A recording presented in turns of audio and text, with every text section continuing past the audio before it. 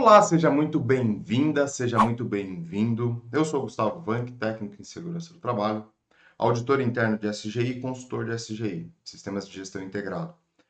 Qualidade, meio ambiente, saúde e segurança do trabalho.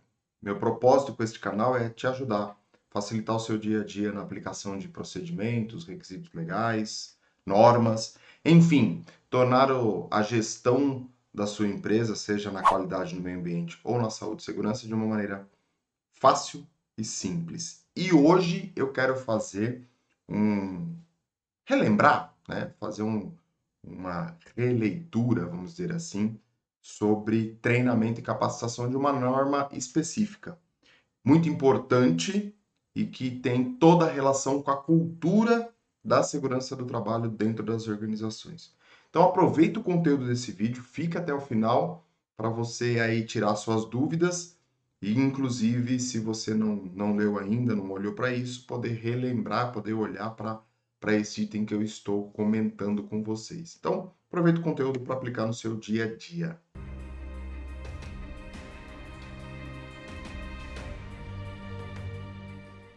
Muito bem, que item que é este que a gente vai relembrar aqui, que a gente vai olhar para ele com carinho dentro da gestão da segurança do trabalho? Como nós sabemos, toda empresa deve ter aí uma comissão interna de prevenção de acidentes, a famosa CIPA. Gustavo, minha empresa não tem quantidade de funcionários suficientes. Ou pela NR5 eu não preciso ter uma comissão. Mas se você olhar lá, a NR fala que se você não tiver a quantidade de funcionários suficientes para eleger uma CIPA, você tem que ter uma comissão que fala sobre segurança do trabalho dentro da organização.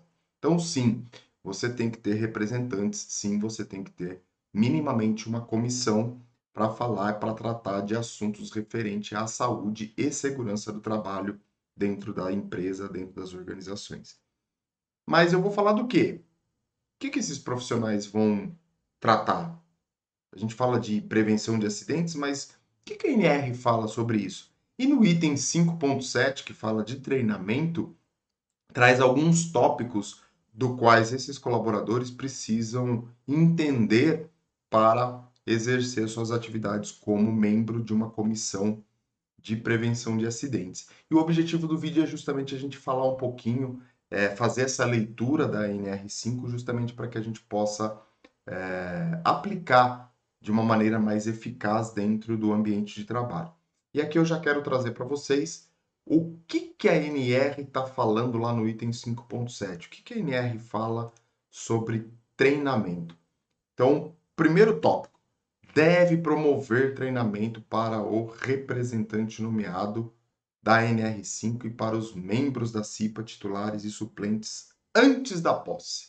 Então, olha só, minha empresa não tem número suficiente para ter uma comissão nomeada, uma comissão, uma comissão nomeada não, uma comissão eleita. E ele fala aqui, ó, treinamento para o representante nomeado. Esse é o item que fala, ou um dos itens que fala sobre essa questão quando você não tem ali uma quantidade suficiente de trabalhadores para eleger uma CIPA.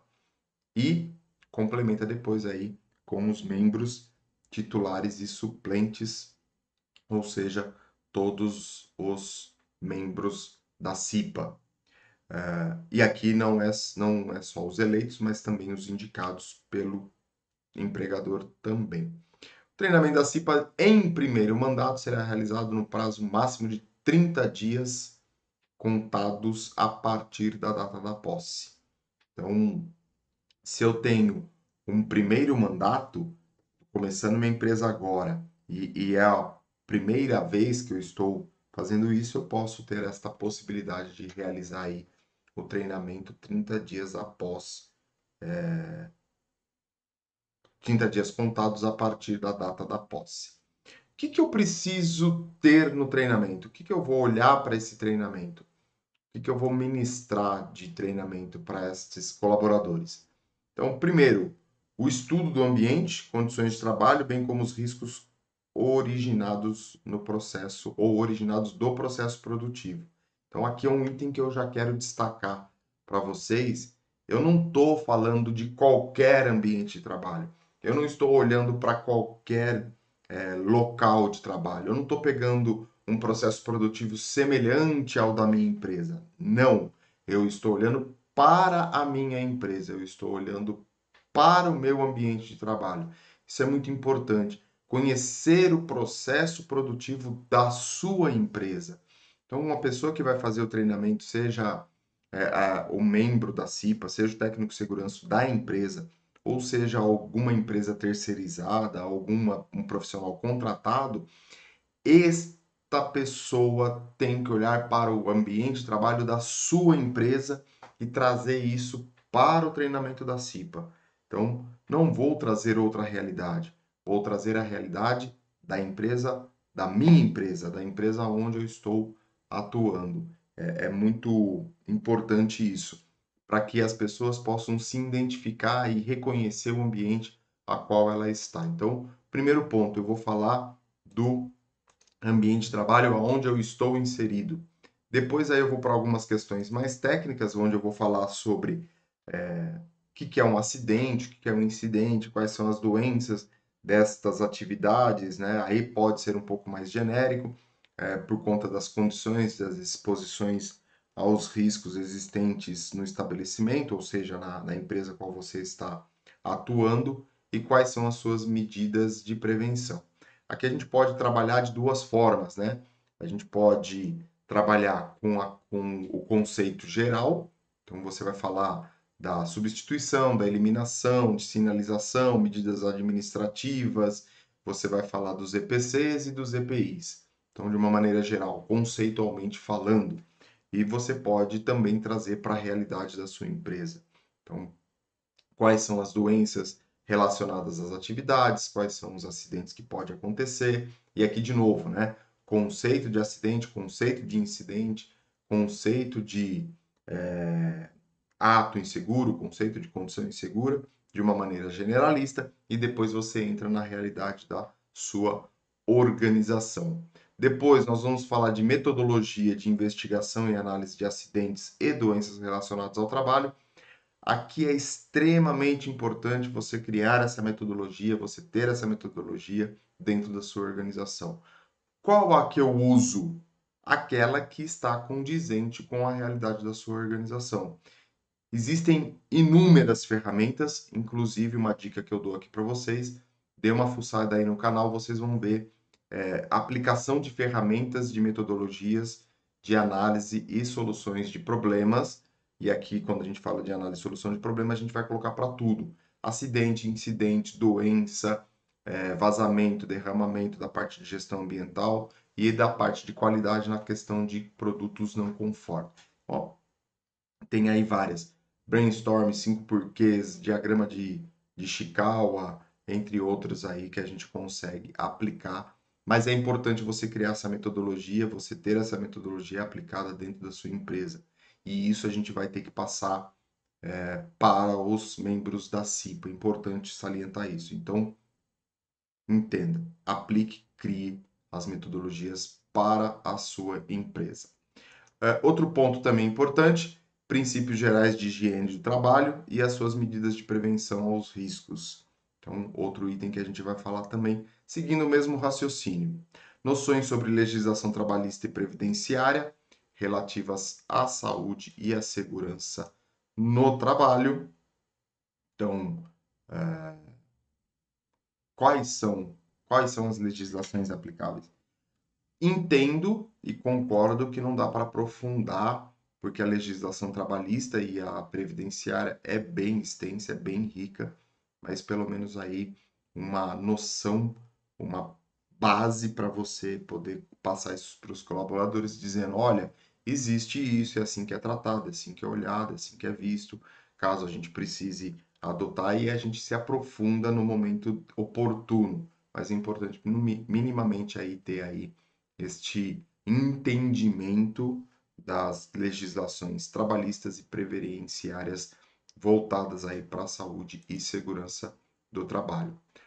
Noções sobre inclusão de pessoas com deficiências e reabilitados nos processos de trabalho, muito bem colocado nesta última versão.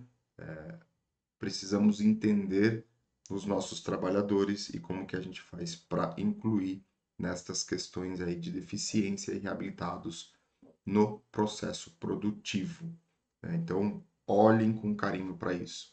A organização da CIPA e outros assuntos necessários ao exercício das atribuições da comissão. E prevenção ao combate ao assédio sexual e outras formas de violência no trabalho. Então entenda como que a CIPA pode ajudar nestas questões, como é que a CIPA pode olhar para isso, como é que ela vai contribuir para estas questões tão importantes nos dias de hoje e que precisa ser dada atenção como todos os itens que a gente costuma falar. Então, metodologias, como é que a gente pode entender, como é que a gente pode acolher isso. Então, dentro desse treinamento, é isso que você vai passar para esses membros, para esses colaboradores, para ajudar na melhoria do dia a dia da empresa. No item 573, deve ser realizado a menos de o treinamento realizado a menos de 2 anos contado da conclusão do curso pode ser aproveitado na mesma organização, obedecendo aquilo que está na NR1. E o treinamento deverá ter carga horária mínima de 8 horas, 12 horas, 16 horas, 20 horas para cada empresa dentro do grau de risco correlacionado. Isso é importantíssimo porque antes dessa revisão era 20 horas, independente do grau de risco, agora tem-se uma importância, ou pelo menos relativo ao grau de risco. Se eu acidento menos, se a minha empresa é menos prejudicial, minha carga horária vai ser menor. Se minha empresa acidenta mais, se o grau de risco e os riscos ali daquela minha organização são mais significativos, eu vou dar uma olhada, eu vou fazer um treinamento mais com uma carga horária maior. Isso é importantíssimo dentro do grau de risco que você está atuando. Deve ser distribuído em no máximo 8 horas diárias. Então, você vai criar a carga horária do seu dia a dia, como é a realidade da sua empresa, e aí você vai olhar para a sua empresa e aplicar aí, não excedendo as suas 8 horas diárias aí. Para a modalidade presencial, deve ser observada a seguinte carga horária no mínimo de treinamento. Se eu vou fazer aí de maneira presencial, para os graus de riscos 2, 3 e 4, eu preciso ter no mínimo 4 horas para o grau de risco 2 e no mínimo 8 horas para os graus de riscos 3 e 4. A carga horária do treinamento e estabelecimento no grau de risco 1 e do representante nomeado da NR5 podem ser realizadas integralmente na modalidade de ensino à distância ou semipresencial nos termos da NR1. Então, para o grau de risco 1, a gente pode ter essa aí, o grau de risco 1 e aquele que é o representante nomeado, né? Não preciso obrigatoriamente ser presencial, mas aí eu posso abrir para as questões à distância ou semipresencial. Depende da sua realidade. Sempre olhando para a NR1 das disposições gerais, que vai trazer isso para a gente de maneira bem inteligente. E o treinamento pode ser integralmente na modalidade de ensino à distância e deve contemplar os riscos específicos do estabelecimento, conforme a gente já viu aí anteriormente. E para finalizar, o integrante do SESMIT fica dispensado do treinamento da CIPA, uma coisa que também é importante, que a gente não tinha na revisão anterior, mas agora a gente está olhando mais especificamente aí para esses membros do SESMIT não ter a necessidade de realizar o treinamento da CIPA. Por quê? Ele já estudou para isso.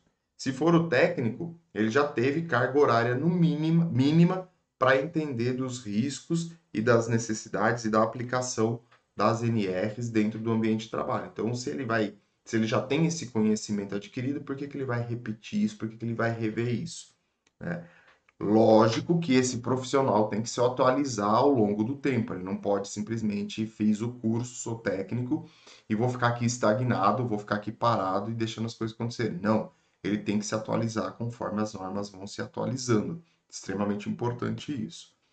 A mesma coisa para o engenheiro, para o médico, para o enfermeiro, e para os auxiliares aí dentro da composição do SESMIT. Então, basicamente, o vídeo de hoje era para a gente relembrar essas questões, trazer a importância dessas questões aí para o dia a dia da empresa e facilitar aí e fazer com que você olhe com um olhar diferenciado aí para o treinamento da CIPA.